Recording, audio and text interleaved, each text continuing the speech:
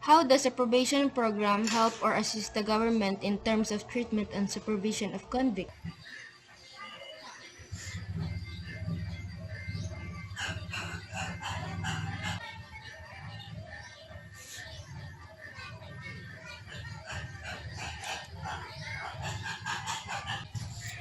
The probation is given upon determination by the court that the ends of justice. By this, it helps on the government to have a good relationship between the offender in which they have given the chance to remain in their society.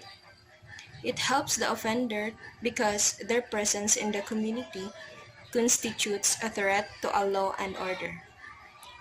Even though the offender does not go to prison, he should remain under the supervision and guidance of his probation officer.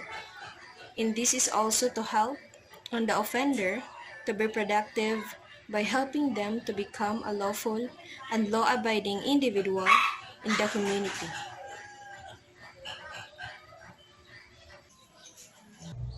Briefly give the significant contribution of the probation system in terms of sustaining law enforcement. Probation prevents crime by offering freedom and aid only to those offenders who are not likely to assault society again.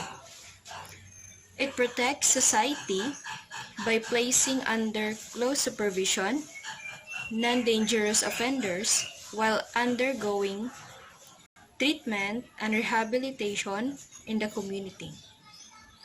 It conforms to modern humanistic trends in penology. It prevents youthful or first offender from turning into hardened criminals. It is a measure of cutting enormous expenses in maintaining jails. It reduces recidivism and overcrowding in jails and prisons. It reduces the burden on the police forces and institutions of filling and guarding detainees. It gives the first and life offenders a second chance in life and provides an opportunity for the reformation of penitent offenders. It makes the offender productive or taxpayers instead of tax eaters.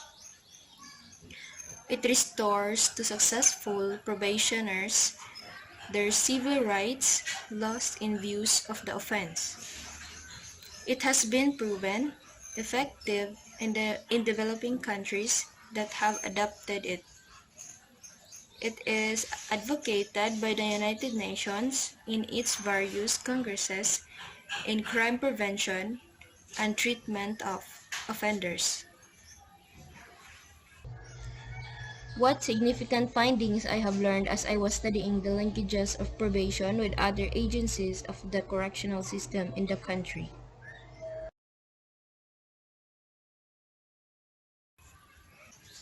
The significant findings that I have learned as I was studying the linkages of probation is that on how each agencies supervise in their own branch and on how probation related to the several agencies of the government.